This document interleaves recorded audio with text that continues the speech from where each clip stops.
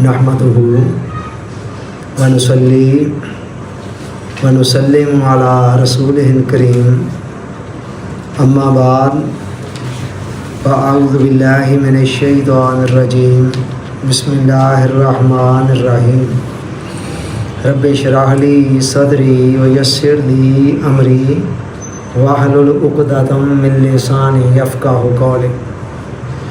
मुअज़्ज़ज़ शुरकाए बज़्म इत्काफ़ 2026 बज़्म इत्काफ़ की इस ख़ुसूसी नशिस्त के अंदर 23वीं रमज़ानुल मुबारक की शब के दामन में आप तमाम अहबाब को खुश आमदीद कहता हूँ। आज की इस नशिस्त के अंदर हमारी गुफ्तगू का उन्वान है बशरियत से इंसानियत तक। बशरियत से इंसानियत तक कुरान मजीद के अंदर अल्लाह ताला इंसान का तारफ़ कराते हुए दो अल्फाज इस्तेमाल करता है। एक बशर का लफ्ज़, फ़रिश्तों से अल्लाह ने कहा इन्नी खालिकुम बशरम मिन सलसालिम मिन हमाइम मसनून, ए फ़रिश्तों मैं एक स्याह बदबूदार गारे की खनखनाती हुई मिट्टी से एक बशर बनाने जा रहा हूँ। तो यहाँ बशर का लफ्ज़ आया और दूसरी जगह 4 कसमें खाकर वत्तीन वज़ैतून वतूर सीनीन व हाज़ल बलदिल अमीन, 4 कसमें खाईं। किस लिए? ये बताने के लिए कि लक़द खलक़नल इंसान फ़ी अहसन तक़वीम, हमने इंसान को बेहतरीन खिलकत के अंदर तख्लीक किया है, डिज़ाइन किया है। अब ये दोनों अल्फाज हमारे लिए ही आए हैं। फ़र्क क्या है दोनों में? जब कुरान बशर का लफ्ज़ इस्तेमाल करता है तो इससे मुराद है नौए इंसानी, इंसानी नौ। क्लासिफिकेशन की गई है ना मखलूक़ात की, तो इंसानी नौ यानी ऐसा वजूद जो 2 टांगें रखता है 4 पायों के जानवरों की टांगें रखने वाले मखलूक के मुकाबले में, उसको बशर कहा जाता है। इससे मुराद बहसीयत नौ है जब बशर का लफ्ज़ यूज़ होता है। लेकिन जब कुरान इंसान का लफ्ज़ इस्तेमाल करता है तो इससे मुराद इंसान की वो यूनिक किस्म की खसूसियत है, वो उसकी हकीकत है जिसके अंदर ऐसी सिफ़ात पाई जाती हैं जो इंसान के अलावा बकिया किसी मखलूक़ात के अंदर नहीं है। गोया इंसान के वजूद की 2 सतहें हैं। एक सतह बशरियत की है जिसके ऊपर तमाम इंसान बराबर हैं, लेकिन दूसरी सतह इंसानियत की है, उसके ऊपर तमाम लोग तमाम इंसान बराबर नहीं हैं। वजह क्या है? बशर तो ये है ना, ये देखे ना, ये 1-2 आँखें हैं, एक नाक, ये चेहरा मोहरा, ये हैत जो भी है जिसके अंदर भी है, तमाम इंसानों के अंदर यही है। तो बशरी खसूसियात के एतबार से तमाम इंसान एक दूसरे की तरह के हैं, बराबर हैं, लेकिन इंसानी खसूसियात के एतबार से बराबर नहीं हैं। वो अलग से इंसानी जौहर जिसने जितने ज़्यादा पॉलिश कर दिए वो उतना ज़्यादा आला मर्तबे में चला गया। और इंसानों की ही वो किस्म है ना जिनको कहा गया उलाइका कल अनाम, ये जानवरों की मानंद हैं, बल हुम अज़ल, बल्कि उनसे भी गए गुजरे हैं। तो लिहाजा इंसानी खसूसियात हर किसी ने खुद पॉलिश कर दी हैं, अल्लाह ताला ने रख दी हुई हैं इंसान के अंदर। ये बात जहन में रखें, हर इंसान के अंदर इंसानियत के आला तरीन मर्तबे तक जाने की खसूसियात मौजूद हैं, लेकिन आगे जिसने जितनी मेहनत करनी है उतना पॉलिश कर देना है। फरिश्तों से बेहतर है इंसान बनना, मगर इसमें पड़ती है मेहनत ज़्यादा। तो जो जितना पॉलिश कर देगा, तो लिहाजा बशर होने के एतबार से तो हम सब लोग बशर मौजूद हैं। पैदाइश के वक़्त ही इंसान बशर तो होता है, तो इंसानी जौहरों को उसने खुद डेवलप करना है। एग्जैक्टली उस तरह जिस तरह एक बीज के अंदर पूरा दरख्त बनने की सलाहियत मौजूद होती है, लेकिन हर बीज दरख्त नहीं बनता है। कौन सा बीज दरख्त बनता है? जिसके ऊपर प्रॉपर तरीके से कायदे और फार्मूले के मुताबिक मेहनत हो जाती है। سیم یہی معاملہ ہمارا ہے. جیسے ہر انسان کے اندر عالم بننے کی صلاحیت موجود ہے، لیکن ایسے ایسے لوگ ہمیں کیوں نظر آ رہے ہیں انگوٹھا اسٹیمپ؟ صلاحیت تھی لیکن اس کو پالش نہ کیا جا سکا، تو وہ صلاحیت اندر ہی دب گئی، مر گئی. یہی معاملہ انسانی خصوصیات کا. آئیے ذرا دیکھتے ہیں کہ اس سفر کے اندر کون کون سے مراحل ہیں. بشریت سے انسان بننے تک کے مراحل کون سے؟ 4 مراحل ہیں جی، مختلف سٹیجز. ہم سب لوگ اپنے آپ کو جان سکتے ہیں، دیکھ سکتے ہیں کہ ہم کس مرحلے کے اندر کھڑے ہیں. جب انسان پراپر طریقے سے محنت شروع کرتا ہے بشریت سے انسانیت کی طرف جانے کی، پہلا مرحلہ جو آتا ہے اس کو کہتے ہیں ضبط نفس، سیلف کنٹرول. یعنی انسان کا اپنے آپ پر اتنا کنٹرول آ جائے کہ اس کے وجود کے اندر جو نفس کے اندر خواہشات ہیں رنگ برنگی طرح طرح کی، حیوانی خواہشات، غلط خواہشات، ان کو بندہ کنٹرول کر سکے، ان کا آقا بن جائے، ان کا غلام نہ بنے، ان کے ہاتھوں میں کھلونا نہ بنے، بلکہ ان کو اپنی مرضی کے مطابق مینج کر رہا ہو. یہ پہلی سٹیج ہے. ابھی 3 آگے پڑی ہوئی ہیں. آپ اس پہلی سٹیج پر ہی دیکھیں نا کتنے کے لوگ ہیں جو پورے اتر رہے ہیں. شوگر کا پیشنٹ ہے، سامنے آ گئی مٹھائی، کہتا رہا ہی نہیں جا سکتا، مرنا تو ہے ہی ہے، دیکھی جائے گی جڑی ہو گئی، میں تو لگا ہوں کھانے. تو یہ پہلی سٹیج کے اوپر ہی کتنے لوگ فیل ہو جاتے ہیں.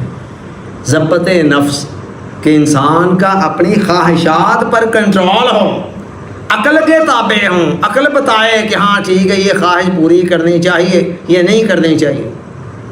اس کو ہی شریعت کی اصطلاح میں تقویٰ بھی کہا جاتا ہے، کہ انسان کی جو خواہشات ہیں اس کی عقل کے تابع ہو جائیں اور عقل آگے شرع کے تابع ہو جائے، تو اس کا نام تقویٰ ہے. جس کے اوپر پھر اللہ تعالیٰ کرتا کیا ہے، یا ایھا الذین آمنوا ان تتقوا اللہ، ایمان والو اگر تم تقویٰ اختیار کر دو، یجعل لکم فرقانا، تو اللہ تعالیٰ تمہارے دل کے اندر فرقان ڈال دے گا، ایسا نور ڈال دے گا جس کی روشنی میں پھر کائنات کے حقائق کھل کر آپ کے سامنے آنے شروع ہو جائیں گے، ہر چیز نکھر کر واضح ہو جائے گی. بڑے لوگوں کو دیکھا ہے زندگی ساری تردد میں گزار دیتے ہیں، آگے بڑھوں کہ نہ بڑھوں، ایسے نہ ہو جائے ویسے نہ ہو جائے، ادھر جاؤں کہ ادھر جاؤں، فیصلے کی کمزوری، وجہ کہاں سے، جنم کہاں سے لے رہی ہے. نور سکینہ اندر آئے، وہ فیصلہ منٹوں میں کروا دیتا ہے کہ ٹھیک ہے جی یہ کام اس 2 معاملات کے اندر یہ رائے صحیح ہے، ادھر بندہ چل پڑے.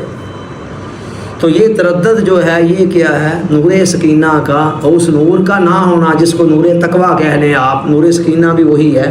تو تقویٰ کا جو نور ہے اندر جب نہیں آتا ہے تو پھر زندگی بڑی بھول بھلیوں کا شکار رہتی ہے، کنسیپچول کلیئرٹی نہیں آتی ہے، اشکالات رفع دفع نہیں ہوتے ہیں، سمجھ میں نہیں آتی ہے یہ معاملہ کیا ہے، صحیح کیا ہے، غلط کیا ہے، رانگ کیا ہے، رائٹ کیا ہے، وغیرہ وغیرہ. کتنے لوگ ہیں ساری زندگی الجھے ہی رہتے ہیں، وہ جی پتہ نہیں، وہ فلانا ایسے کہتا ہے، فلاں ایسے کہتا ہے، بندہ کیا کرے، اس کی مانے وغیرہ وغیرہ. تو یہ جب آتا ہے، اور اس تک کو پانے کا طریقہ کیا ہے؟ مجاہدہ. والذین جاہدوا فینا، اسٹیج تک جانے کا، لنہدینہم سبلنا، جو مجاہدہ کرتے ہیں ان کے لیے راستے کھول دیتے ہیں ہم، اللہ کا وعدہ ہے. مجاہدہ مین ابتدا کے اندر تھوڑی سی محنت کرنی پڑتی ہے خواہشات کو کنٹرول کرنے، لیکن چلتے چلتے اگر بندہ استقامت کے ساتھ لگا رہے، غلط خواہشات کو کنٹرول کرتا جائے، ایک وقت آتا ہے پھر جب مکروہات شریعہ مکروہات طبیعہ بن جاتے ہیں. یہ نچوڑ ہے ساری دین کا کہ آپ کے لیے مکروہات شریعہ مکروہات طبیعہ بن جائے، یعنی جن چیزوں کو شریعت نے ناپسند کیا ہے وہ آپ کی طبیعت بھی ناپسند کرنے لگ پڑے. موجیں ہی موجیں، اس کے بعد مزے ہی مزے، لائف بڑی خوشگوار ہو جاتی. آپ کو پھر اس کے بعد کرنا کیا ہے؟ پھر کسی چیز کو چھوڑنے میں آپ کے لیے دقت کیا ہے؟ آپ کو تو پہلے ہی وہ پسند نہیں ہے.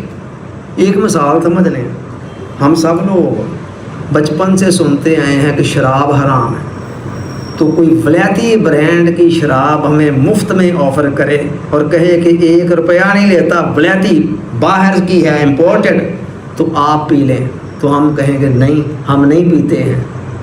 حالانکہ اسی شراب کو دنیا کے اندر کتنے ہیں جو قیمتاً لے کر خرید کر پیتے ہیں، ہم کیوں نہیں پیتے؟ اس معاملے کے اندر وہی فارمولہ جو مکروہات شریعہ مکروہات طبیعہ بن جانا، وہی فارمولہ ہے، ہم نے بچپن سے ہمارے ذہن میں بیٹھی اس کی کراہت، ایگزیکٹلی اسی طرح غیبت کی کراہت آ جائے تو پھر غیبت کون کرے گا؟ جھوٹ بولنے کی کراہت آ جائے اندر خود طبیعت میں، پھر کون بولے گا؟ وغیرہ وغیرہ۔ تو یہ ہے جی پہلی اسٹیج۔ چلیے اب پہلی سے آگے چلتے ہیں، ابھی عشق امتحان اور بھی۔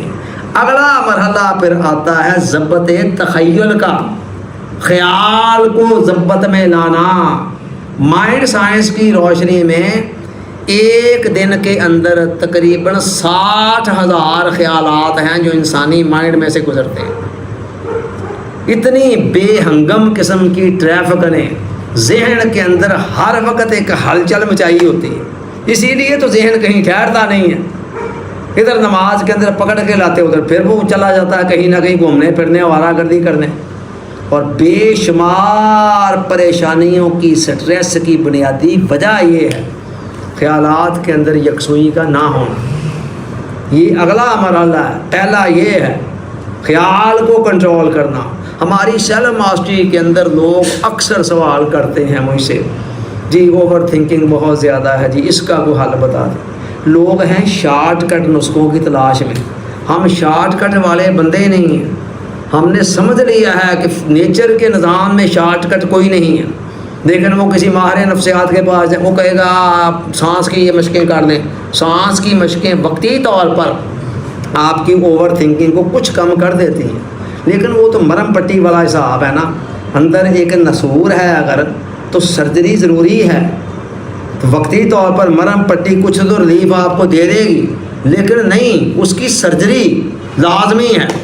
تو یہ چھوٹے چھوٹے جو نسخے ٹوٹکے ہوتے ہیں نا اوور تھنکنگ کو یا سوچوں کے جہنم سے باہر آنے کے لیے، یہ وقتی طور پر مرم پٹی کے طور پر کام کرتے ہیں، مستقل حل کوئی نہیں ہے۔ مستقل حل یہی ہے جو روڈ میپ دے رہا ہوں۔ پہلے ضبط نفس آئے اور وہاں سے بندہ آگے ایٹومیٹکلی اگلے مرحلے کے اندر پھر جانا بہت آسان ہو جاتا ہے۔ جیسے آپ نے چھت پر چڑھنا ہوتا ہے، سٹیپس ہوتے ہیں نا، سیڑھیاں، جب آپ پہلے سٹیپ پر چڑھ جاتے ہیں پھر اس سے آگے دوسرے سٹیپ پر جانا آسان، دوسرے سے تیسرے، تیسرے سے چوتھے، چلتے چلتے آپ چھت پر چلے جاتے ہیں۔ تو اس طرح ہر اگلا سٹیپ پہلے سٹیپ کی وجہ سے آسان ہوتا جاتا ہے۔ اچھا جی، یہ جو خیال ہے نا، یہ جب تک یہ کنٹرول میں نہیں آتا ہے، بڑے مسئلے ہیں زندگی کے اندر۔ زندگی پریشانیوں سے کیسے خالی ہو؟ حضور علیہ السلام نے مثال دیتے ہوئے فرمایا کہ تخیل خیال کی مثال ایسے ہے جیسے صحرا کے اندر، بیاباں کے اندر کسی اجاڑ ویران جگہ پر ایک درخت ہو، اس کے ساتھ ایک کوئی لگا ہوا ہو کسی جانور کا، اور ہوائیں ایسے لٹک رہا ہو اس کے ساتھ، شاخ کے ساتھ، تو ایسے ہوا ادھر سے آئے ادھر کو، ادھر سے آئے ادھر کو۔ قلب کو، دل کو قلب کس لیے کہتے ہیں؟ پھرنے والا، لمحہ بلمحہ، آنن فانن، ادھر سے ادھر، ادھر سے ادھر، ذرا سا کوئی منظر سامنے آتا ساتھ ہی ادھر چلا جاتا ہے، دوبارہ کوئی اور منظر آیا ادھر چلا گیا، وغیرہ وغیرہ۔ تو یہ جب تک اس طرح کا ہے نا، اس کا نقصان یہ ہوتا ہے کہ روح ہماری جب محبوب حقیقی کی طرف پرواز کرنا شروع کرتی ہے نا، تو یہ جو تخیل کی آوارگیاں ہیں یہ رکاوٹ بن جاتی ہیں، کہتی جا کے تو دکھائیں، یہ رکاوٹ بن جاتی ہیں۔ لہذا بہت ضروری ہے کہ ہمارا تخیل ہمارے کنٹرول میں ہو۔ اس کے لیے قرآن نے بطور خاص اسلام نے 2 نسخے دیے ہیں، اور بتھیری چیزیں ہیں جس کے اندر جو اثر انداز ہوتی ہیں، باقی چیزیں بھی بطور خاص 2 چیزوں کی طرف اشارہ کر رہا ہوں۔ ایک تو کثرت ذکر ہے، جتنا آپ ذکر کو دل سے کریں گے، ذکر دل میں اترے گا جب، تو وہ خیال کی آوارگیوں کو ایٹومیٹکلی ایک نقطے پر سمیٹنا شروع کر دے گا۔ تو ایک ذکر ہے، اور دوسرا رات کا اٹھنا۔ قرآن نے کہا اِنَّ ناشئۃ اللیل ہی اشد وطئا واقوم مقیلا۔ دیکھا آپ نے تہجد کے وقت اٹھتے ہیں تو اس وقت کتنی ذہنی یکسوئی ہوتی ہے، کہاں ہوتی ہے اس وقت وہ آوارگیاں جو سارا دن کے اندر ہوتی ہیں۔ تو اس وقت کا جو اٹھنا ہے نا وہ بھی اس میں بڑا کردار ادا کرتا ہے. تو اور بھی چیزیں ہیں، تو لہٰذا یہ ضبط تخیل ہے، یہ دوسرا مرحلہ ہے. اس کے بعد آگے پھر چلتے چلتے اگر بندہ چلتا جائے تو پھر تیسرا مرحلہ آتا ہے، اس کو کہتے ہیں ضبط افعال. اس مرحلے میں آ کر روح کے اندر اتنی توانائی آ جاتی ہے کہ وہ کئی معاملات میں جسم سے ویسے بے نیاز ہو جاتی ہیں. مثلا عام حالات میں ہم نے کسی چیز کو دیکھنا ہے تو آنکھوں کی ضرورت ہے، لیکن جب روح اتنی قوی ہو جاتی ہے، طاقتور ہو جاتی ہے، تو بعض اوقات آنکھیں بند بھی ہیں، بغیر بند آنکھوں سے دیکھ لے گی وہ. یا فرض کریں دیوار کے دوسری طرف آنکھیں تو نہیں نہ جاتی، تو لیکن وہ وہاں سے جا کر دیکھ لے گی.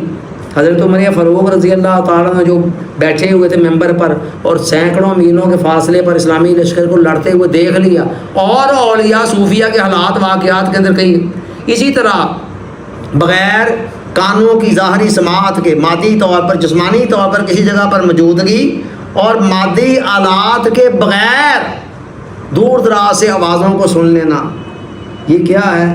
یہ روح کے کمالات ہیں کہ جب روح کے اندر انرجی آتی ہے نا، تو عام طور پر تو روح محتاج ہے جسم کی، کہ جسم کی آنکھیں دیکھیں تب منظر دیکھ سکے گی، کان سنیں تب، لیکن پھر روح بعض اوقات بے نیاز. کبھی یہ پھر بے نیازی مستقل طور پر بھی چلی جاتی ہے اور کبھی ابتدا کے اندر وقتی طور پر ہوتی ہے. تو یہ تیسرا مرحلہ ہے جس کے اندر امام جعفر صادق فرماتے ہیں کہ روح اتنی قوی ہو جاتی ہے کہ بدن ارادے کے تابع ہوتا ہے. ارادہ جس چیز کا بندہ کرتا ہے بدن اسی کے مطابق. آج تو ہم ارادہ کرتے ہیں نا یار سویرے اتنے بجے اٹھنا ہے، اس کے بعد اٹھنے کا وقت آتا تو جسم کہتا اٹھ کے دکھاؤ تم. ٹھیک ہے، ہوتا ہے ایسے کہ نہیں ہوتا ہے.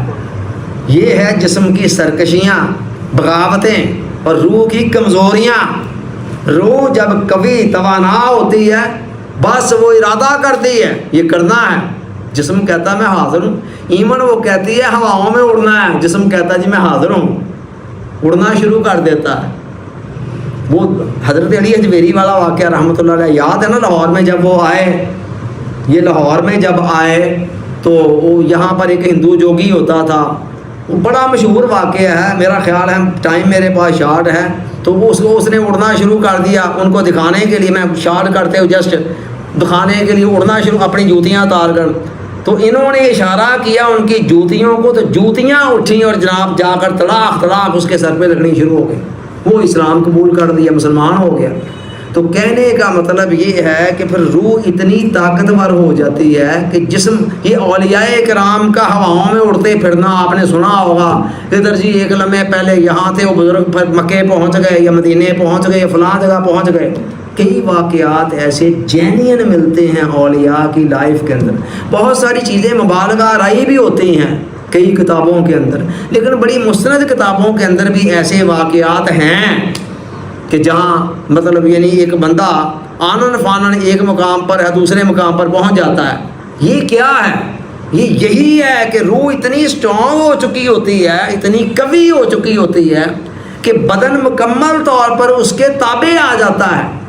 تو روح جدھر جانے کا ارادہ کرتی ہے، جو کرنے کا ارادہ کرتی ہے، بدن بغیر کسی چونو چرا کے اس کی تعمیر کرتا ہے. تو یہ تیسرا مرحلہ ہے جی. اس کے بعد پھر چوتھا مرحلہ، آخری مرحلہ، اس کو کہتے ہیں ضبط ماحول. ارتقاء کا آخری درجہ کیا ہے کہ جس میں انسان کی روح اتنی اسٹرانگ ہو جاتی ہے، اتنی قوت طاقت اس میں آ جاتی ہے کہ پہلے تیسرے مرحلے تک تو جسم جسٹ اپنے وجود کے اوپر تصرف کر رہی ہے نا، پھر اپنے وجود سے باہر نکل کر باہر کی دنیا کے اندر بھی اس کے تصرف شروع ہو جاتے ہیں. کائنات کے اندر انسان کے پاس ایک کریٹو تخلیقی قوت آ جاتی ہے ارادے کی، کہ انسان جدھر دیکھتا ہے، جو ارادہ کرتا ہے، کائنات اس کی بات اپنے امکان کی حد تک بندہ ہی رہتا ہے، کوئی خدا نہیں بن جاتا ہے. یہ بات ذہن میں رکھے. لیکن یہ ہے کہ روح کے اندر اتنی طاقت اور قوت آ جاتی ہے کہ جدھر دیکھتی ہے، اشارہ کرتی ہے، وہ اس کے مطابق ایگزیکٹلی ویسے ہی ہو جاتا ہے. کیسے؟ اب اس کی ایک دو مثالیں دیں. آصف بن برخیہ قطن کوئی اٹھے نہیں ہیں اپنی جگہ سے. سلمان علیہ السلام نے کہا تخت کون لے کے آئے گا، کب تک آ جائے گا؟ انہوں نے کہا جی آپ پلک جھپکیں، پلک جھپکنے سے پہلے تخت یہاں ہوگا. اب یہ دیکھیں قرآن نے کہا قال اللہ جی عندہ علم من الکتاب، ایسا بندہ اٹھا جس کے پاس کتاب کا علم تھا، جینین علم جو ایک نور بن کر بندے کے دل میں اتر جاتا ہے اور انسان کے عمل کو حال کو بدل دیتا ہے. تو وہ کہتے ہیں کہ انہوں نے کہا جی میں لے آؤں گا آپ کی آنکھ جھپکنے سے پہلے، اور واقعی آنکھ جھپکنے سے پہلے آ بھی گیا. اب منو وزنی کیسے آیا؟ بس انہوں نے ایک نظر کی، توجہ کی، آ گیا. یہ ہے کائنات کے اندر. تو صرف حضرت عمر فاروق رضی اللہ تعالیٰ عنہ کو مصر کا گورنر لیٹر لکھتا ہے کہ حضور والا یہاں مسئلہ بن گیا ہے. یہ مصر والے لوگ ہر سال ایک دوشیزہ کی قربانی دیتے ہیں، تب دریائے نیل کہتا ہے میں نے چلنا ہے ورنہ رک جاتا ہے. تو کیا ان کو اجازت دے دی جائے؟ فرمایا عمر کی حکومت ہو اور دوشیزاؤں نے اس طرح قتل ہونا ہے، اتنا بڑا ظلم ہماری حکومت کے اندر.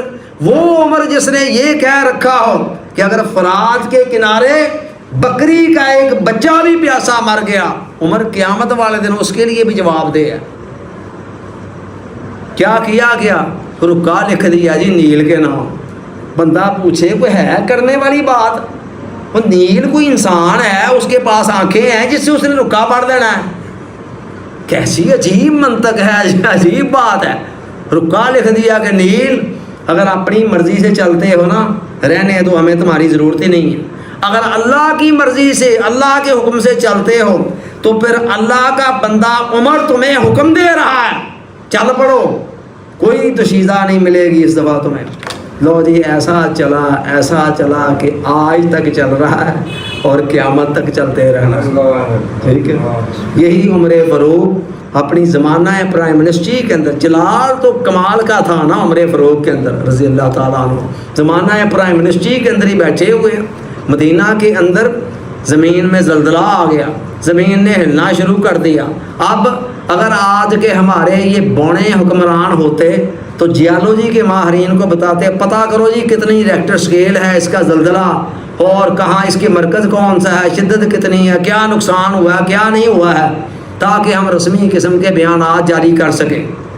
کسی کا اگر کوئی نقصان ہو گیا ہے تو ہم جی آپ کے غم میں برابر کے شریک ہیں. اتنا گھسا پٹا یہ جملہ ہے، اللہ تعالیٰ بچائے اس جملے سے. اچھا جی پھر فاروق اعظم نے کیا کیا؟ جلال میں آ کر کھڑے ہو گئے، زمین پر صرف ایک پاؤں مارا اور مار کر کہا تھم جا. کیا عمر نے تیری پشت پر ہوتے ہوئے کسی کے اوپر ظلم کیا ہے؟ جب میں نے کبھی کسی پر ظلم نہیں کیا ہے، میری حکومت کے اندر تمہیں یہ کیسے جرت ہوئی کہ تم کسی پر ظلم کرو، کسی کا کوٹھا گراؤ، کسی کی جان لو زلزلے کی صورت میں. لو جی تھم گئی اور ایسی تھمی کہ وہ دن اور آج کا دن اور آج سے لے کر قیامت تک ساری دنیا کے اندر زلزلے آتے رہے ہیں اور آتے رہیں گے، مگر شہر مدینہ میں زلزلہ نہ آج تک آ سکا ہے نہ قیامت تک آ سکے گا. یہ ہے وہ چیز جو چوتھا اور آخری مرحلہ ہے ارتقاء کا، اور یہ صلاحیتیں سب کے اندر موجود ہیں. پالش کون کتنی کرتا ہے وہ اس کی اپنی مرضی پہ ڈیپینڈ کرتا ہے. نبوت کا دروازہ ہی خدا نے بند کیا ہے حضور علیہ السلام کے آنے کے بعد، اور کوئی دروازہ بند نہیں کیا. اور اس کی طرف اشارہ حضرت شیخ عبد القادر جیلانی رحمۃ اللہ علیہ فرماتے ہیں اس چیز کی طرف. وہ کہتے ہیں بعض آسمانی کتابوں کے اندر اللہ کا یہ ارشاد لکھا ہوا ہے کہ بندے میں اللہ ہوں، جس کام کو کہتا ہوں ہو جا، جس کام کو کرنے کا ارادہ کرتا ہوں اسے کہتا ہوں ہو جا، وہ ہو جاتا ہے. تو ایک دفعہ میرا بن جا، پھر میں تجھے ایسا بنا دوں گا کہ تو بھی جس کام کو کہے گا ہو جا وہ ہو جائے گا. من کان للہ کان اللہ لہ، جو اللہ کا ہو جاتا ہے اللہ اس کا ہو جاتا ہے. اور من اطاع اللہ، جو اللہ کی اطاعت کرتا ہے، اطاع لہ کل شیء، ہر چیز دنیا کی اس کی اطاعت کے اندر لگ جاتی ہے. اور اس کی طرف اشارہ حدیث قدسی میں بھی ہے، آپ نے وہ حدیث کئی مرتبہ سنی ہوگی، لا یزال عبدی یتقرب الیہ بالنوافل حتی احبہ، فرمایا میرا بندہ جب مسلسل عبادتوں اور ریاضتوں کے ذریعے میرا قرب حاصل کر لیتا ہے تو میں اس سے محبت کرنی شروع کرتا ہوں۔